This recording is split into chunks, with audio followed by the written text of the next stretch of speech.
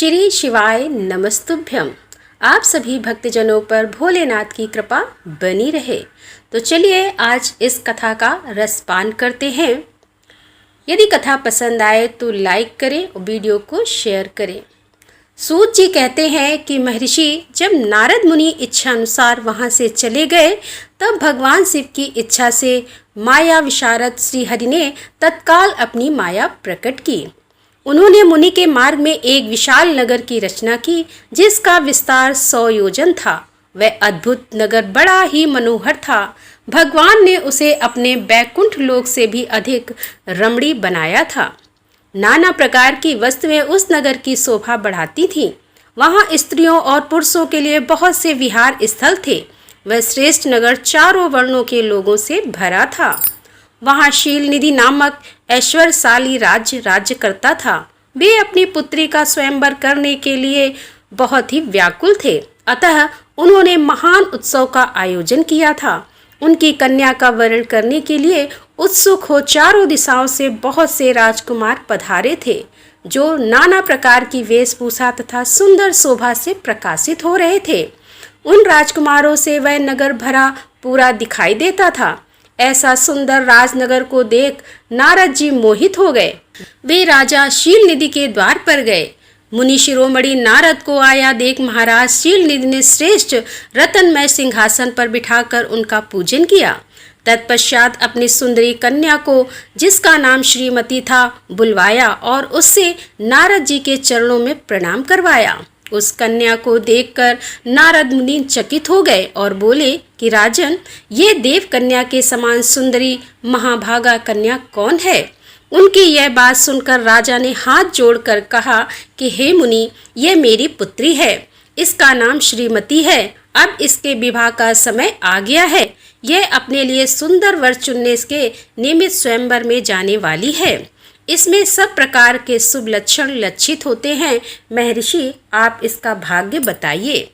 राजा के इस प्रकार पूछने पर काम से विहल हुए मुनिश्रेष्ठ नारद उस कन्या को प्राप्त करने की इच्छा मन में लिए राजा को संबोधित करके इस प्रकार बोले, भोपाल, आपकी यह पुत्री समस्त शुभ लक्षणों से संपन्न है, परम सौभाग्यवती है। अपने महान भाग्य के कारण यह धन्य है और साक्षात लक्ष्मी की भांति समस्त गुणों की अगार है। इसका भावी पति निश्चय ही भगवान शंकर के समान वैभवशाली, सर्वेश्वर, किसी से पराजित न होने वाला वीर, काम विजयी तथा संपूर्ण देवताओं में श्रेष्ठ होगा। ऐसा कहकर राजा से विदा से इच्छा अनुसार विचरने वाले नारद मुनि वहां से चल दिए। वे काम के वशीभूत हो गए थे। शिव की माया ने उन्हें विशेष मोह में डाल दिया था। वे मुनि मन ही मन सोचने लगे कि मैं इस राजकुमारी को कैसे प्राप्त करूं। स्वयंवर में आए हुए नरेशों में से सबको छोड़कर एकमात्र मेरा ही वरण करे। यह कैसे संभव हो सकता है? समस्त नारियों को सौंदर्य सर्वथा प्रिय होता है। सौंदर्य को देखकर ही वह प्रसन्नतापूर्वक मेरे अधीन हो सकती हैं, इसमें संशय नहीं है। ऐसा विचार कर काम से विहल हुए मुनिवर नारद भगवान विष्णु का रूप ग्रहण करने के लिए तत्काल उनके लोक में जा पहुँचे। वहाँ भगवान विष्णु को प्रणाम करके वे इस प्रकार से बोले कि भगवान, मैं एकांत में आपसे अपना सारा वृतांत कहूँगा। तब बहुत अच्छा कहकर लक्ष्मीपति श्री हरि नारद जी के साथ एकांत में जा बैठे और बोले कि हे मुनि, अब आप अपनी बात कहिए। तब नारद जी ने कहा कि भगवान, आपके भक्त जो राजा शील निधि हैं, वे सदा धर्म पालन में तत्पर रहते हैं। उनकी एक विशाल लोचन कन्या है जो बहुत ही सुंदरी है। उसका नाम श्रीमती है। वह विश्व मोहिनी के रूप में विख्यात है और तीनों लोकों में सबसे अधिक सुंदरी है। हे प्रभु, आज मैं शीघ्र ही उस कन्या से विवाह करना चाहता हूँ। राजा शील निधि ने अपनी पुत्री की इच्छा से स्वयंवर रचाया है, इसीलिए चारों दिशाओं से वहाँ सहस्त्रों राजकुमार पधारे हैं। नाथ, मैं आपका प्रिय सेवक हूँ, अतः आप मुझे अपना स्वरूप दे दीजिए, जिससे राजकुमारी श्रीमती निश्चय ही मुझे वर ले। सूत जी कहते हैं कि महर्षि नारद जी ने ऐसी बात सुनकर भगवान मधुसूदन हंस पड़े और भगवान शंकर के प्रभाव का अनुभव करके उन दयालु प्रभु ने उन्हें इस प्रकार उत्तर दिया। भगवान विष्णु जी बोले कि हे मुनि, तुम अपने अभिष्ट स्थान को जाओ, मैं उसी तरह तुम्हारा हित साधना करूँगा जैसे श्रेष्ठ वैद्य अत्यंत पीड़ित रोगी का करता है, क्योंकि तुम मुझे विशेष प्रिय हो। ऐसा कहकर भगवान विष्णु ने नारद मुनि को मुख तो वानर का दे दिया और शेष अंगों में अपने जैसा स्वरूप देकर वे वहां से अंतर्ध्यान हो गए। भगवान की पूर्वोक्त बात सुनकर और उनका मनोहर रूप प्राप्त हो गया समझकर नारद मुनि को बड़ा हर्ष हुआ। वे अपने को कृत्य मानने लगे। भगवान ने क्या प्रयत्न किया इसको वे समझ न सके। तदंतर मुनि श्रेष्ठ नारद शीघ्र ही उस स्थान पर जा पहुँचे जहाँ राजा शीलनिधि ने राजकुमारों से भरी हुई स्वयंवर सभा का आयोजन किया था। विप्रवरों, राजपुत्रों से घिरी हुई वह दिव्य स्वयंवर सभा दूसरी इंद्र सभा के समान अत्यंत शोभा पा रही थी। नारद जी उस राजसभा में जा बैठे और वहां बैठकर प्रसन्न मन से बार बार यही सोचने लगे कि मैं भगवान विष्णु के समान रूप धारण किए हुए हूँ, अतः वह राजकुमारी अवश्य मेरा ही वरण करेगी, दूसरे का नहीं। मुनि श्रेष्ठ नारद को यह बात ज्ञात नहीं थी कि मेरा मुँह कितना कुरूप है। उस सभा में बैठे हुए सब मनुष्यों ने मुनि को उनके पूर्व रूप में ही देखा। राजकुमार आदि कोई भी उनके रूप परिवर्तन के रहस्य को ना जान सके। वहां नारद जी की रक्षा के लिए भगवान रुद्र 2 पार्षद आए थे, जो ब्राह्मण का रूप धारण करके गूढ़ भाव से वहां बैठे थे। वे ही नारद जी के रूप परिवर्तन के उत्तम भेद को जानते थे। मुनि को कामावेश से मूढ़ हुआ जान वे दोनों पार्षद उनके निकट गए और आपस में बातचीत करते हुए उनकी हंसी उड़ाने लगे, परंतु मुनि तो काम से विह्वल हो रहे थे, अतः उन्होंने उनकी यथार्थ बात भी अनसुनी कर दी। वे मोहित हो श्रीमती को प्राप्त करने की इच्छा से उसके आगमन की प्रतीक्षा करने लगे। इसी बीच वह सुंदरी राजकन्या स्त्रियों से घिरी हुई अंतःपुर से वहां आई। उसने अपने हाथ में सोने की एक सुंदर माला ले रखी थी।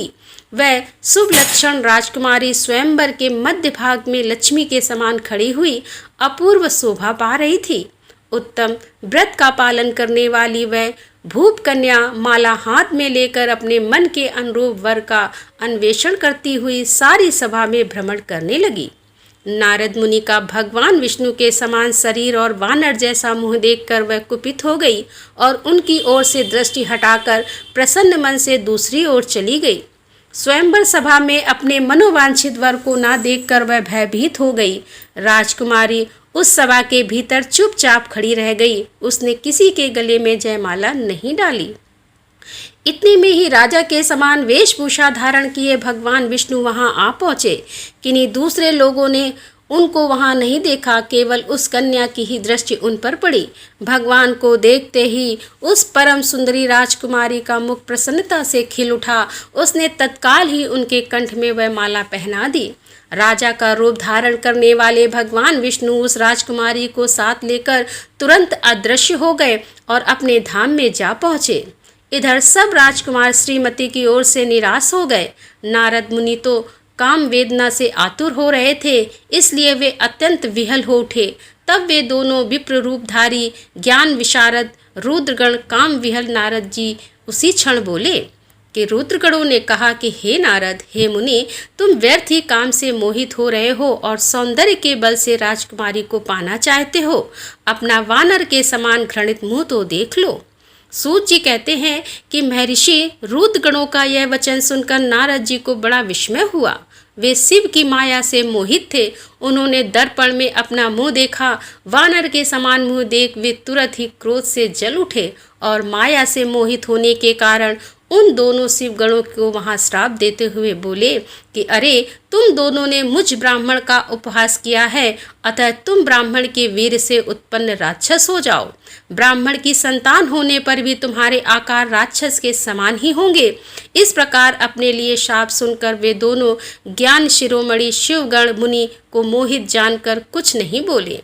ब्राह्मणे वे सदा सब घटनाओं में भगवान शिव की ही इच्छा मानते थे, अतः उदासीन भाव से वे अपने स्थान को चले गए और भगवान शिव की स्तुति करने लगे। सूत जी कहते हैं कि महर्षि माया मोहित नारद मुनि उन दोनों शिव गणों को यथोचित श्राप देकर भी भगवान शिव के इच्छावश मोह निद्रा से जाग ना सके। वे भगवान विष्णु के किए हुए कपट को याद करके मन में दुष्य क्रोध लिए विष्णु लोक को गए और समिधा पाकर प्रज्वलित हुए अग्निदेव की भांति क्रोध से जलते हुए बोले कि उनका ज्ञान नष्ट हो गया था, इसलिए वे दुर्वचनपूर्ण व्यंग सुनाने लगे। नारद जी ने कहा कि हरे, तुम बड़े दुष्ट हो, कपटी हो और समस्त विश्व को मोह में डाले रहते हो। दूसरों का उत्साह या उत्कर्ष तुमसे सहा नहीं जाता। तुम मायावी हो, तुम्हारा अंतःकरण मलिन है। पूर्व काल में तुम्ही ने मोहिनी रूप धारण करके कपट किया, असुरों को वरुणी मंदिरा पिलाई, उन्हें अमृत नहीं पीने दिया। छल कपट में ही अनुराग रखने वाली हरे, यदि महेश्वर रुद्र दया करके विष न पी लेते तो तुम्हारी सारी माया उसी दिन समाप्त हो जाती। विष्णुदेव, कपटपूर्ण चाल तुम्हें अधिक प्रिय है। तुम्हारा स्वभाव अच्छा नहीं है, तो भी भगवान शंकर ने तुम्हें स्वतंत्र बना दिया है। तुम्हारी इस चाल ढाल को समझकर अब वे भी पश्चाताप करते होंगे। अपनी वाणी रूप वेद की प्रामाणिकता स्थापित करने वाले महादेव जी ने ब्राह्मण को सर्वोपरि बताया है। हरि, इस बात को जानकर आज मैं बलपूर्वक तुम्हें ऐसी सीख दूंगा जिससे तुम फिर कभी कहीं भी ऐसा कर्म नहीं कर सकोगे। अब तक तुम्हें किसी शक्तिशाली या तेजस्वी पुरुष से पाला नहीं पड़ा था, इसीलिए आज तक तुम निडर बने हुए हो, परंतु विष्णु अब तुम्हें अपनी करने का पूरा फल मिलेगा। भगवान विष्णु से ऐसा कहकर माया मोहित नारद मुनि अपने ब्रह्म तेज का प्रदर्शन करते हुए क्रोध से खिन्न हो उठे और श्राप देते हुए बोले कि हे विष्णु, तुमने स्त्री के लिए मुझे व्याकुल किया। तुम इसी तरह सबको मोह में डालते रहते हो। यह कपटपूर्ण कार्य करते हुए तुमने जिस स्वरूप से मुझे संयुक्त किया था, उसी स्वरूप से तुम मनुष्य हो जाओ और स्त्री के वियोग का दुख भोगो। तुमने जिन वानरों के समान मेरा मुंह बनाया था, वे ही उस समय तुम्हारे सहायक हो। तुम दूसरों को दुख देने वाले हो, अतः स्वयं भी तुम्हें स्त्री के वियोग का दुख प्राप्त हो। अज्ञान से मोहित मनुष्यों के समान तुम्हारी स्थिति हो। अज्ञान से मोहित हुए नारद जी ने मोहबस श्री हरि को जब इस तरह शाप दिया, तब उन्होंने शंभु की माया की प्रशंसा करते हुए उस शाप को स्वीकार कर लिया। तदंतर महालीला करने वाले शंभु ने अपनी उस विश्व मोहिनी माया को, जिसके कारण ज्ञानी नारद मुनि भी मोहित हो गए थे, खींच लिया। उस माया के तिरोहित होते ही नारद जी पूर्वतः शुद्ध बुद्धि से युक्त हो गए। उन्हें पूर्ववत ज्ञान प्राप्त हो गया और उनकी सारी व्याकुलता जाती रही। इससे उनके मन में बड़ा विस्मय हुआ। वे अधिकाधिक पश्चाताप करते हुए बार बार अपनी निंदा करने लगे। उस समय उन्होंने ज्ञानी को भी मोह में डालने वाली भगवान शंभु की माया की सराहना की। तदंतर यह जानकर कि माया के कारण ही मैं भ्रम में पड़ गया था, यह सब कुछ मेरा माया जनित भ्रम ही था, वैष्णव शिरोमणि नारद जी भगवान विष्णु के चरणों में गिर पड़े। भगवान श्री हरि ने उन्हें उठाकर खड़ा कर दिया। उस समय अपनी दुर्बुद्धि नष्ट हो जाने के कारण वे बोले कि नाथ, माया से मोहित होने के कारण मेरी बुद्धि बिगड़ गई थी, इसीलिए मैंने आपके प्रति बहुत दुर्वचन कहे हैं, आपको शाप तक दे डाला है। हे प्रभु, उस शाप को आप मिथ्या कर दीजिए। हाय, मैंने बहुत बड़ा पाप किया है, अब मैं निश्चय ही नरक में जाऊंगा। हरि, मैं आपका दास हूँ, बताइए मैं क्या उपाय, कौन सा प्रायश्चित करूँ जिससे मेरा पाप समूह नष्ट हो जाए और मुझे नरक में ना गिरना पड़े। ऐसा कहकर शुद्ध बुद्धि वाले मुनि शिरोमणि नारद जी पुनः भक्ति भाव से भगवान विष्णु के चरणों में गिर पड़े। उस समय उन्हें बड़ा पश्चाताप हो रहा था। तब श्री विष्णु ने उन्हें उठाकर मधुर वाणी से कहा कि भगवान विष्णु जी बोले कि तात, खेद ना करो, तुम मेरे श्रेष्ठ भक्त हो, इसमें संचय नहीं है। मैं तुम्हें एक बात बताता हूँ, सुनो, उससे निश्चय ही तुम्हारा परम हित होगा। तुम्हें नरक में नहीं जाना पड़ेगा, भगवान शिव तुम्हारा कल्याण करेंगे। तुमने मत से मोहित होकर जो भगवान शिव की बात नहीं मानी थी, उसकी अवहेलना कर दी थी, उसी अपराध का भगवान शिव ने तुम्हें ऐसा फल दिया है। क्योंकि वे ही कर्म फल के दाता हैं। तुम अपने मन में यह दृढ़ निश्चय कर लो कि भगवान शिव की इच्छा से ही यह सब कुछ हुआ है। सबके स्वामी परमेश्वर शंकर ही गर्व को दूर करने वाले हैं। वे ही परम ब्रह्म परमात्मा हैं। उन्हीं का सच्चिदानंद रूप से बोध होता है। वे निर्गुण, निर्विकार, सत्व, रज और तम इन तीनों गुणों से परे हैं। वे ही अपनी माया को लेकर ब्रह्मा, विष्णु और महेश इन तीनों रूपों में प्रकट होते हैं। निर्गुण और सगुण वे ही हैं। निर्गुण अवस्था में उन्हीं का नाम शिव है। वे ही परमात्मा, महेश्वर, परम ब्रह्म, अविनाशी, अनंत और महादेव आदि नामों से कहे जाते हैं। उन्हीं की सेवा से ब्रह्मा जी जगत से सृष्टि हुई है और मैं तीनों लोकों का पालन करता हूँ। वे स्वयं ही रुद्र रूप से सदा सबका संहार करते हैं। वे शिव तत्व रूप से सबके साक्षी हैं। माया से भिन्न और निर्गुण हैं। स्वतंत्र होने के कारण वे अपनी इच्छा के अनुसार चलते हैं। उनका विहार, आचार, व्यवहार उत्तम है और वे भक्तों पर दया करने वाले हैं। हे नारद मुनि, मैं तुम्हें एक सुंदर उपाय बताता हूँ जो सुखद, समस्त पापों का नाशक और सदा भोग एवं मोक्ष देने वाला है। तुम उसे सुनो। अपने सारे संचय को त्याग कर तुम भगवान शंकर के सुयश का गान करो और सदा अनन्य भाव से शिव के सतनाम स्रोत का पाठ करो। हे मुनि, तुम निरंतर उन्हीं की उपासना और उन्हीं का भजन करो। उन्हीं के यश को सुनो और गाओ तथा प्रतिदिन उन्हीं की पूजा अर्चना करते रहो। नारद जी शरीर, मन और वाणी द्वारा भगवान शंकर की उपासना करता हूँ उसे पंडित यानी ज्ञानी जानना चाहिए। वह जीव मुक्त कहलाता है। शिव इस नाम रूपी दाव नल से बड़े बड़े पातकों के असंख्य पर्वत अनायास भस्म हो जाते हैं। यह सत्य है, इसमें संशय नहीं है। जो भगवान शिव के नाम रूपी नौका का आश्रय लेते हैं वे संसार सागर से पार हो जाते हैं। संसार के मूलभूत उनके सारे पाप निसंदेह नष्ट हो जाते हैं। हे महामुनि, संसार के मूलभूत जो पातक रूपी वृक्ष हैं उनका शिव नाम रूपी ठुकार के निश्चय ही नाश हो जाता है। जो लोग पाप रूपी दावा नल से पीड़ित हैं उन्हें शिव नाम रूपी अमृत का पान करना चाहिए। पाप दावाग्नि से दग्ध होने वाले प्राणियों को उसके बिना शांति नहीं मिल सकती। संपूर्ण वेदों का अवलोकन करके पूर्ववर्ती विद्वानों ने यही निश्चय किया है कि भगवान शिव की पूजा ही उत्कृष्ट साधन तथा जन्म मरण रूपी संसार बंधन के नाश का उपाय है। आज से यत्नपूर्वक सावधान रहकर विधि विधान के साथ भक्ति भाव से नित्य निरंतर जगदम्बा पार्वती सहित महेश्वर सदाशिव का भजन करो। नित्य शिव ही कथा सुनो, कथा कहो। अत्यंत यत्न करके बारंबार शिव भक्तों का पूजन किया करो। हे मुनि श्रेष्ठ, अपने हृदय में भगवान शिव के उज्ज्वल चरणाविंदों की स्थापना करके पहले शिव के तीर्थों में विचरो। हे मुनि, इस प्रकार से परमात्मा शंकर के अनुपम महात्म्य का दर्शन करते हुए अंत में आनंद वन को जाओ। वह स्थान भगवान शिव को बहुत ही प्रिय है। वहाँ भक्ति पूर्वक विश्वनाथ जी का दर्शन पूजन करो। विशेषता उनकी स्तुति वंदना करके तुम निर्विकल्प हो जाओगे। नारद जी, इसके बाद तुम्हें मेरी आज्ञा से भक्ति पूर्वक अपने मनोरथ की सिद्धि के लिए निश्चय ही ब्रह्मलोक में जाना चाहिए। वहाँ अपने पिता ब्रह्मा जी की विशेष रूप से स्तुति वंदना करके तुम्हें प्रसन्नता पूर्वक हृदय से बारंबार शिव महिमा के विषय में प्रश्न करना चाहिए।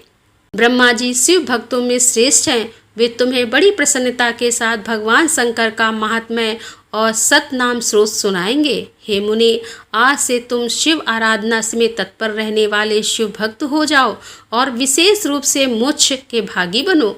भगवान शिव तुम्हारा कल्याण करेंगे। इस प्रकार प्रसन्नचित हुए भगवान विष्णु नारद मुनि प्रेम पूर्वक उपदेश देकर श्री शिव का स्मरण, वंदन और स्तवन करके वहाँ से अंतर ध्यान हो गए। तो दोस्तों, यहाँ पर कथा का समापन करते हैं। आगे की कथा जारी रहेगी और आगे की कथा में हम आपसे फिर मिलेंगे। तब तक के लिए हर हर महादेव, जय भोलेनाथ।